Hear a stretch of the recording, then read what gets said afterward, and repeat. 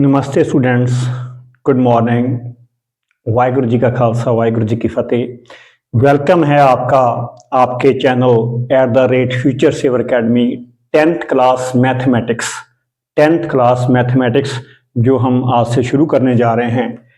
तो पहले आपका चैनल जो भी स्टूडेंट्स नए आ रहे हैं @फ्यूचर सेवर अकेडमी में, उसको जरूर सब्सक्राइब कीजिए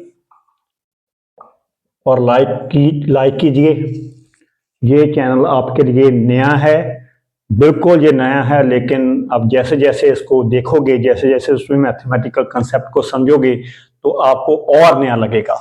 तो हम 10th क्लास का मैथमेटिक्स यहाँ पर करने जा रहे हैं, मैथ्स, जिसमें फर्स्ट चैप्टर आपका आएगा रियल नंबर्स। तो 9th क्लास में आपने डिस्कस किया होगा कि रियल नंबर्स क्या होते हैं।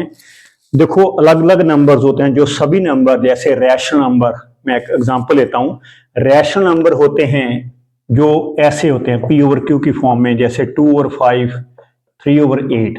वो नंबर जो ओवर की फॉर्म में होते हैं और दोनों में से कोई कॉमन फैक्टर नहीं होता, और ये जो डिनोमिनेटर है नीचे वाले वो नॉन जीरो होते हैं, वो जीरो नहीं होते, उसको बोलते हैं रैशनल नंबर। और इर्रेशनल नंबर क्या होते हैं? इर्रेशनल नंबर वो होते हैं जहां पर जो नंबर रैशनल ना हो, जो नंबर P/Q की फॉर्म में ना लिखें, उसे हम बोलते हैं इर्रेशनल। ऐसे होल नंबर होते हैं। होल नंबर क्या होते हैं? जैसे 0, 1, 2, 3, 4, ये होल नंबर है सभी। नेचुरल नंबर 1, 2, 3, 4, 5 सभी।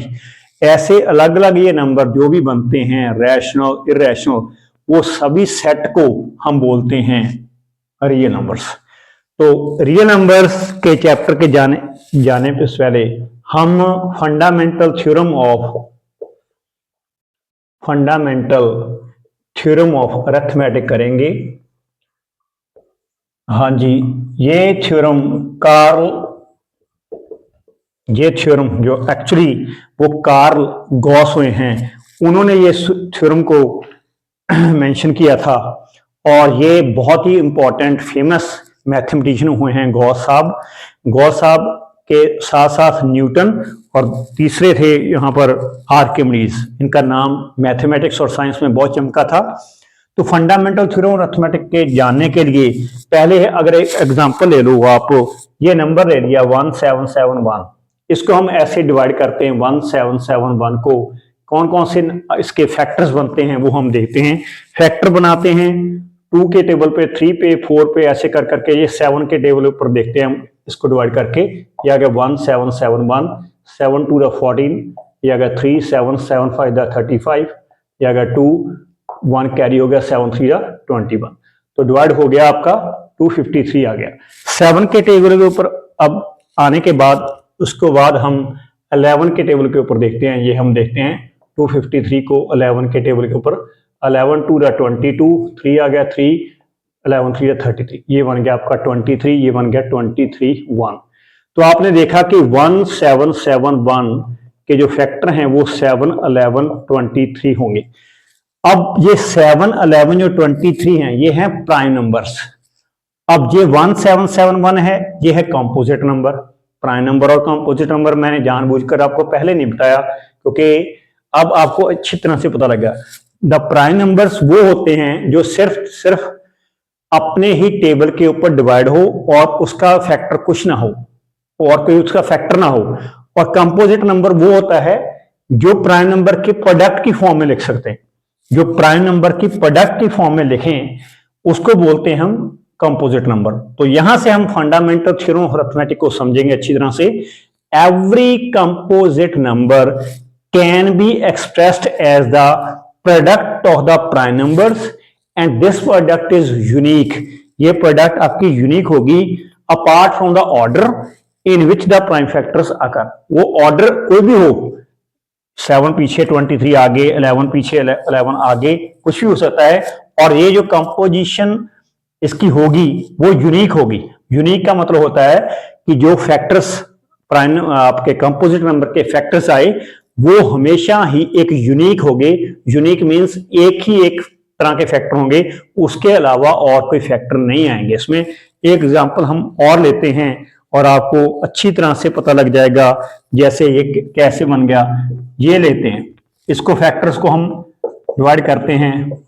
10,626 को 2 के टेबल पे डिवाइड किया, 5 बन गया, यहाँ पर 3 आ गया, 1 6 आ गया। अब इसको फिर डिवाइड कर दो और डिवाइड करने के बाद यहाँ पर देखते हैं हम 2 5 10 10 10626। इसके बाद हम देखते हैं, सॉरी यहाँ पर 3 आएगा, हाँ 3 के टेबल के ऊपर देखना है।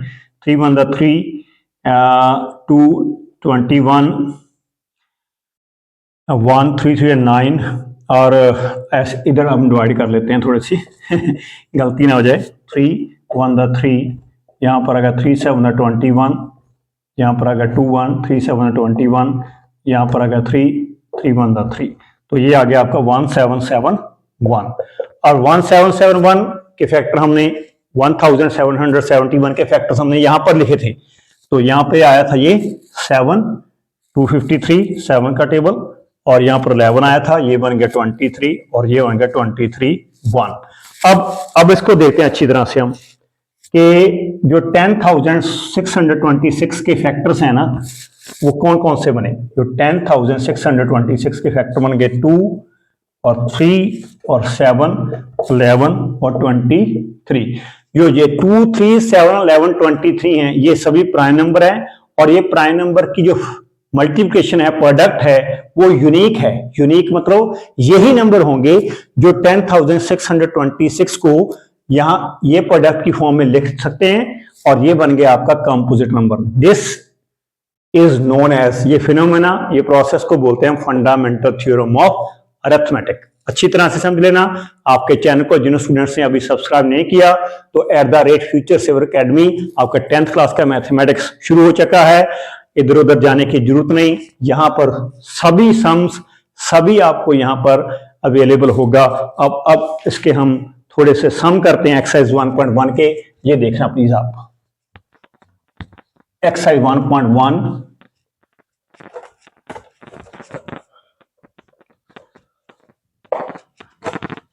तो 1.1 एक्सरसाइज जो रियल नंबर्स की है आपकी 10th क्लास की, जो मैं सम करवा रहा हूं आपको। क्वेश्चन है आपका दूसरा पार्ट, देखो इसका, express this number as a product of prime factors. इस नंबर को प्राइम फैक्टर के प्रोडक्ट्स लिखने हैं।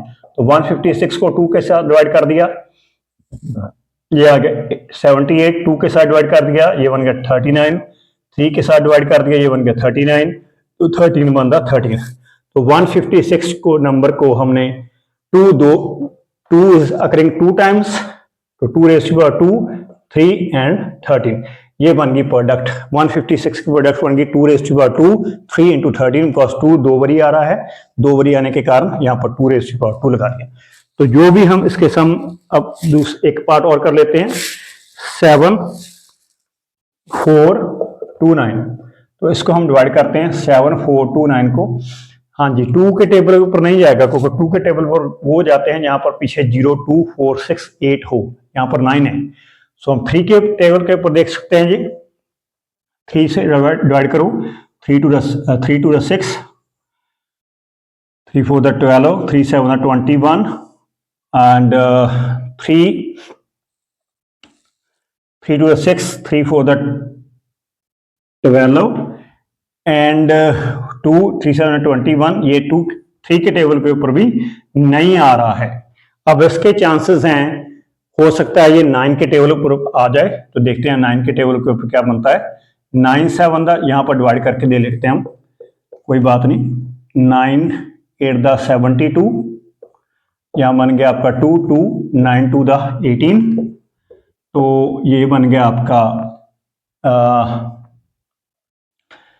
12 माइनस 8, नहीं 9 के टेबल के ऊपर भी नहीं आ रहा। उसके बाद हम देखेंगे इसको डिवाइड करके 7 4 2 9 को 11 के टेबल के ऊपर। 11 के टेबल ऊपर देखेंगे, मेरे ख्याल से हम अगर देखें 11 के टेबल के ऊपर ये 7 4 2 9, तो 11 6 66 हो गया, 8 2 बन गया यहाँ पर, और 11 7 77 हो गया, ये आ गया, नहीं ये 11 के टेबल के ऊपर नहीं आ रहा। अच्छा सम है, थोड़ा सा लंबा खींच रहा है हमको। 11 के टेबल के ऊपर बाद 13 के टेबल ऊपर देखते हैं हम। 13 5 द 65, ये बन गया 9 2, 13 7 द 91, ये अगर 90। अब धीरे धीरे हम जा रहे हैं, नज़दीक ही पहुंच गए हैं, तो यहाँ पर डिवाइड करके देखते हैं हम उसको 19 के टेबल के ऊपर।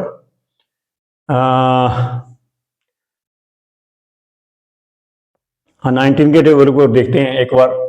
19 4 द 76 होता है, 93 56 7, यहाँ पर आ गया 7, यह आ गया 1 2, और आगे है आपका 19 8 the 152 I think, yes 19 8 the 152, 152 172 से माइनस कर दो, ये आ गया आपका 0209। ये भी नहीं आ रहा 90 के टेबल के ऊपर। अब हम इसको 19 के टेबल के आगे जाने से पहले देखेंगे 21 के टेबल के ऊपर देखते हैं हम। 21 3 63, 1 1 12। हाँ जी, अब देखते हैं 21 5 द 105, ये बन गया 7 9, ये भी नहीं आ रहा। अब 23 के टेबल के ऊपर देखते हैं, कोई बात नहीं, एक बार ही पता लग गया तो फिर आने वाले सम इजी हो जाएंगे आपके लिए। 23 69 हो गया, ये 52 हो गया, 23 2 द 46 हो गया, सॉरी यहाँ पर आ गया 6, और 23 3 द 69, ये बन गया पूरी तरह अच्छे। तो 23 के टेबल के ऊपर आ गया, या आपका डिवाइड हो गया 323। अब 323 आपके 27 के टेबल के ऊपर देखते हैं हम कैसे बनाएगा, जहाँ 27 या किसी और टेबल के ऊपर भी देख सकते हैं हम, 29 के ऊपर भी देख सकते हैं। अगर 23 ही के टेबल पे हमने देखना है तो 23 1 द 23, ये अगर 93, ये नहीं। अब धीरे धीरे हमने कैलकुलेटर इसको देख ही लेना है करके। 323 बन गया। अब 323 27 के टेबल के ऊपर देखते हैं। 27 1 द 27, नहीं यहाँ पर भी नहीं जा रहा। 323 29 के टेबल ऊपर, वहाँ पर भी नहीं आएगा। 31 नहीं आएगा। 33 के टेबल के ऊपर आपका बिल्कुल नहीं आएगा जी। 37 के ऊपर देखते हैं हम। 37 के टेबल के ऊपर ये हम देखेंगे 3 7 9, देखते हैं 9 7 द 63, 6 कैरी, 9 3 द 27 प्लस 6 33। तो ये हम देख सकते हैं कि 323, पहले एक बार फिर देख लो आप, क्योंकि यहाँ पर कोई एरर के चांस ना हो। 23 के टेबल के ऊपर 23 2 द 46 हो गया, ये बन गया 8 2 23 3 69 हो गया। 23 2 द एक्चुअली यस, यहाँ पर थोड़ी सी मिस्टेक हो गई थी मेरे पास। 23 3 द 69 यहाँ पर करो आप, यहाँ पर बन गया आपका 69। 23 2 द 46 और 23 3 द 69, ये ठीक है। 37 के ऊपर भी नहीं आ रहा। 323 39 के टेबल के ऊपर देखते थे हम। 323 39 के टेबल के ऊपर 7, और ये बन गया आपका 7 3 21, नहीं 41 के टेबल के ऊपर। तो जैसे भी आपके टेबल के ऊपर आप कह रहे कि सॉल्व नहीं हुआ, सम सॉल्व नहीं हुआ, यहाँ पर जो भी नंबर आएगा तो हम प्राइम फैक्टराइजेशन की फॉर्म में उसको लिख देंगे। Let's see the answer and I will write the prime factorization of particular sum. ये उसके एक तो ARS 23 के ऊपर, एक 17 के ऊपर भी आ रहा है और 19 के ऊपर भी आएगा। आप 17 के ऊपर हम देख सकते हैं 17 के ऊपर 17 वन द 17, ये आ गया आपका 179 53। ये अगर 17 के ऊपर 153 और 19 के ऊपर आपका आएगा आपका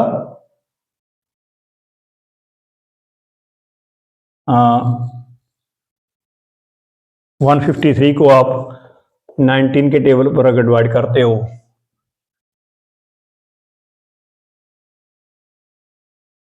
तो ये बन गया आपका 17 वन द 17, 17 एंड 153 हो गया। और ये अपना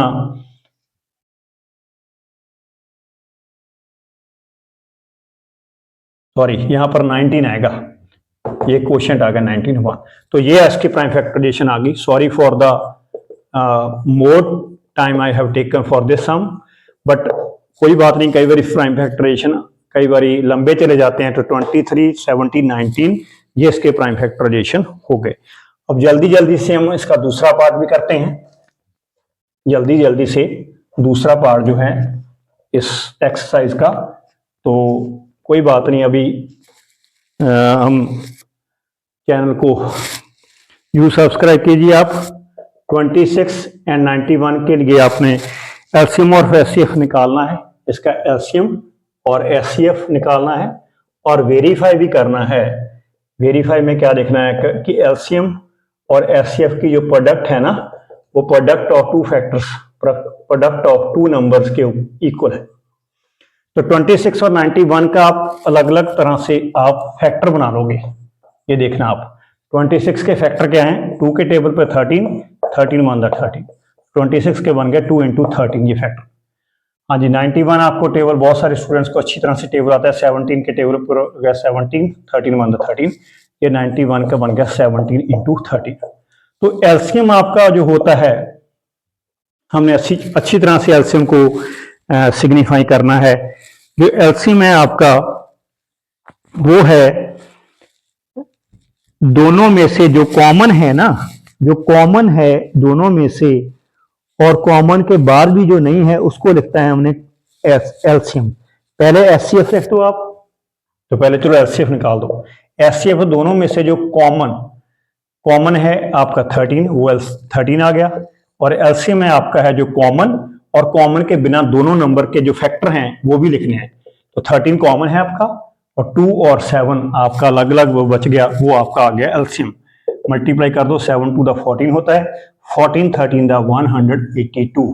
धीरे धीरे आप भी कैलकुलेशन सभी सीख जाएंगे। तो हमने एलसीएम और एचसीएफ निकालना था, वो लिख दिया। आगे हमने वेरीफाई करना है एलसीएम और एचसीएफ का, तो यहां पर हम वेरिफिकेशन कर रहे हैं। वेरिफिकेशन के लिए एलसीएम मल्टीप्लाई में पहले एचसीएफ कर दो। एलसीएम आपका कितना है 182, एचसीएफ आपका है 13, इसको मल्टीप्लाई कर दो। यहां कर रहे हैं 182 को 13 के साथ मल्टीप्लाई कर दो। मैं सीधा कर देता हूं, 13 two the 26, 6 2 carry, 13 8 the 104 plus 2 कर दो 106, 10 कैरी, 13 1 द 13 प्लस 10 23। ये बन गया आपका 2366, मतलब 2366। ये इसकी लेफ्ट हैंड साइड आ गई एलसीएफ और एचसीएफ की।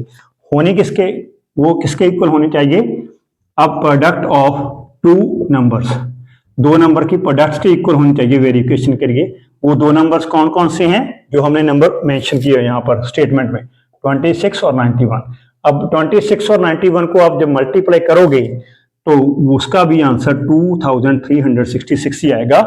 तो ये वेरिफिकेशन होगी इसके लिए। आगे हम आने वाले दिनों में जरूर आपके लिए मैथमेटिक्स का फंडा न्यू आपके फॉर्मूलेज लेके आएंगे, सिंपल फॉर्मूलेज। आप इस चैनल को जरूर सब्सक्राइब कीजिए, लाइक कीजिए, मिस ना करना। आज के लिए थोड़ा सा इतना ही था, आगे वाले दिनों में इससे ज़्यादा भी होगा, अच्छा होगा, बढ़िया होगा।